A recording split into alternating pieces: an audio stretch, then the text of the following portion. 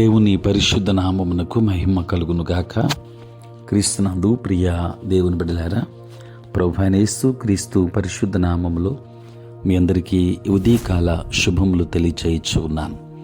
ఈ దినమంతయు మీకు మీ కుటుంబానికి దీవెనకరముగాను ఆశీర్వాదకరముగాను దేవుడు అనుగ్రహించాలని మీ కొరకై ప్రార్థిస్తూ ఉన్నాను. నేటి దినము కొరకు ఏర్పాటు చేయబడిన దేవుని వాక్యము మత్తయి సువార్త 9వ అధ్యాయం 38వ వచనం. గనుక తన కోతకు పనివారిని పంపుమని కోత యజమానుని వేడుకొనుడని తన శిష్యులతో చెప్పెను. ప్రియులారా, నేటి దినము కొరకు ఏర్పాటు చేయబడిన ధ్యానాంశము సువార్త దేవుని శక్తి. ప్రియులారా, ప్రార్థన ద్వారా కాదు గాని వాక్య శక్తి ద్వారా ప్రజలు క్రొత్తగా జన్మిస్తారు. ప్రార్థన చాలా ప్రాముఖ్యమే, కానీ అది సువార్తకు ప్రత్యామ్నాయం కాదు. ఒకరు రక్షించబడాలని దేవునికి విన్నవిస్తారు. ఎందుకు అది జరగడం లేదో వారికి అర్థం కావడం లేదు. ఎవరినో రక్షించమని వారు ప్రభువును అడగనక్కరలేదు. ఎవరు నశించాలని ఆయన ఇచ్చయించడం లేదు. ఆయన ప్రతి ఒక్కరి రక్షణ కొరకు సమకూర్పును ఏర్పాటు చేశాడు. గనుక మనం దేనికోసం ప్రార్థించాలి? వారి వద్దకు దేవుడు పనివారిని పంపినట్లు ప్రార్థించమని యేసయ్య చెప్పారు. ప్రియులారా, వాక్యాన్ని వినడం వారికి అవసరం. అంతేకాక ఆత్మీయ సత్యానికి గుడ్డివారిని చేయాలని ప్రయత్నించే ఈ యుగ సంబంధ దేవత అయిన సాతాను ప్రభావాన్ని బంధించాలి. దేవుని బిడ్డలారా, మన ప్రియులను రక్షించాలని మనకంటే దేవునికి మరింత ప్రేరణ ఉంది. ఆయన ఎంతగా ప్రేరేపించబడ్డాడో చూడాలంటే సిలువ వైపు చూడటమే మనం చేయవలసిందల్లా. ప్రియులారా, మనం ఆయన్ని బతిమాలుకొనక్కర్లేదు. కానీ ఆ వ్యక్తిని చేరడానికి మనం దేవుడు ప్రవహించే సాధనముగా మారాలి.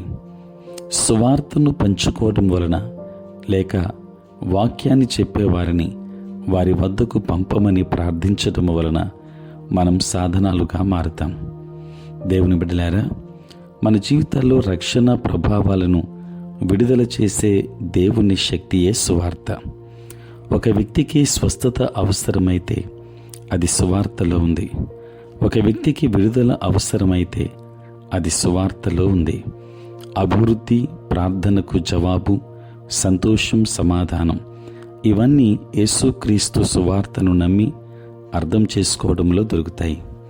దేవుని బిడ్డలారా, సువార్తని శుభవార్త ఈరోజు నీవు ప్రేమించి కలిసే వ్యక్తులతో ఈ శుభవార్తను పంచుకోవడానికి ప్రతి ప్రేరణ ఉంది.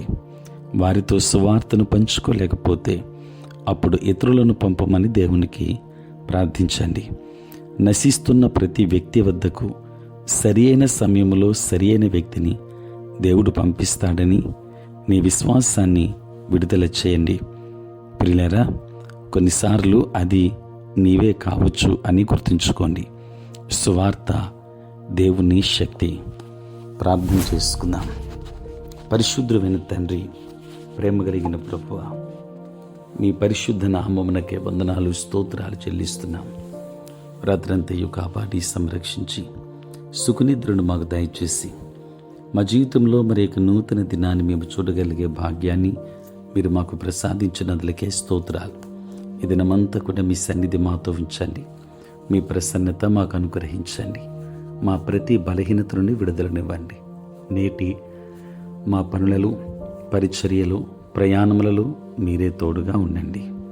పుట్టినరోజు, పెళ్లి రోజు జరుపుకొనిచ్చిన బిడ్డలను దీవించండి. నూతన ఆశీర్వాదములు వారికి అనుగ్రహించండి. ఉద్యోగస్తులు, వ్యాపారస్తులు, కష్టపడి పని చేసుకుంటున్న బిడ్డలందరినీ దీవించండి. అనుదినము ఈ ప్రాతకాలపు ధ్యానములలో ఏకీభవించుచున్న ప్రతి కుటుంబాన్ని, ప్రతి బిడ్డను ఆశీర్వదించమని ప్రార్థిస్తున్నాను. అనారోగ్యంతో ఉన్న వారికి ఆరోగ్యాన్ని ఇవ్వండి. సమస్యలతో ఉన్న వారికి సమాధానమును దయచేయండి. సార్వత్రిక క్రైస్తవ సంఘాన్ని దీవించండి నాయన. నీ సేవా పరిచర్య చేయుచున్న ప్రతి సేవకుని కూడా మీరు ఆశీర్వదించండి. మీరే తోడై ఉండండి. మనుషుల మధ్య సమాధానమునివ్వండి. రక్షణ లేని వారికి రక్షణ అనుగ్రహించండి. మీరే తోడై ఉండి నడిపించమని యేసు నామములో ప్రార్థించి వేడుకొనుచున్నాము తండ్రి. ఆమేన్. తండ్రి, కుమార, పరిశుద్ధాత్మ త్రియేక దేవుని దీవెన సదా మీకును మీ కుటుంబానికి తోడై ఉండును గాక. ఆమేన్.